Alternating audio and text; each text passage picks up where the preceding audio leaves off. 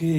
ကျွန်တော်စာရော drama ကျွန်တော် OP လေးနဲ့ထည့်တာလေးထည့်ထားတယ်ထည့်ထားတာလေးကိုကျွန်တော် knowledge share လေးအနေနဲ့နည်းနည်းလေးပြောပြမယ်သိတဲ့သူကတော့မကြည့်နဲ့ပေါ့နော်မသိတဲ့သူကတော့နာမည်ကိုအားလုံးအတွက်ကျွန်တော် knowledge share လုပ်ပေးတာပါဟိုများသောအားဖြင့်ဟို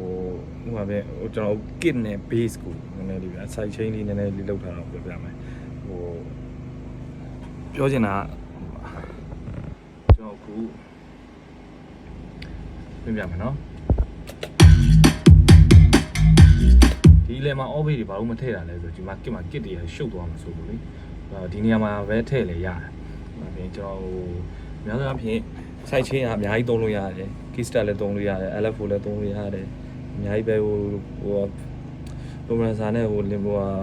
site chain တွေလည်းအများကြီးလုပ်လို့ရတယ် limiter တွေနဲ့ FS user တွေအတွက်ပေါ့နော်ဟိုများသောအားဖြင့် site chain ကကျွန်တော်တို့ကနားတွေကဗျာများသောအားဖြင့် club မှာဖွင့်တာများတော့ဟိုဖြစ်တယ်နားတွေလိုးတွေလုံးနေတယ်အဲ့လိုမျိုးတွေဖြစ်တဲ့အတွက်ကျွန်တော်ကများသောအားဖြင့်ဒီလက်လုံးမှာ manual site chain လေးလုပ်လိုက်တာဟုတ်ပြောပြတာဟိုကျွန်တော်လည်းအများကြီးလေးတာနေတော့မှာပဲဟိုအခုလောဆယ်ကတော့ kit and base လေးကြောင်းနည်းနည်းလေးပြောပြမယ်အခုလောဆယ်ကျွန်တော်ဒီကြားထဲမှာဟိုစောနာတော့သုံးလာတယ်အခုမသုံးတော့ဘူးဘာဖြစ်လို့လဲဆိုတော့ဒီတန်းမှာရှုပ်နေတယ်လို့ခံစားလို့လေဟိုဒီကလည်းကလို့ရတယ်လေဟောပြီဆိုတော့ကျွန်တော်ပထမဒီလိုဒါ kit ကြီးပေါ့နော်ဒါ kit ကြီးကိုကျွန်တော်ကဟိုနည်းနည်းတူပြီးတော့ site chain ပုံစံမျိုးလုပ်လိုက်တာပေါ့နော်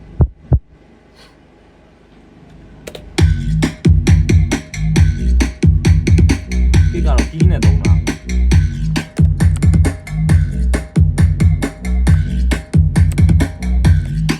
remix တီးနေတာဆိုတော့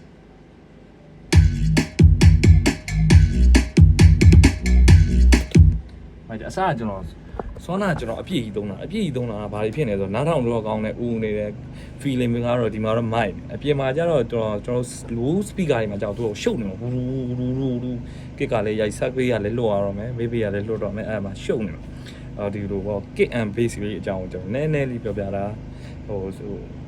အရန်အရေးကြီးရဲ့အထဲမှာပါတယ်လို့ကျွန်တော်မြင်တာပဲ site chain ကအရန်အရေးကြီးရဲ့ဟို kit and base ကလေကျွန်တော် EDM producer တွေအတွက်ပေါ့နော်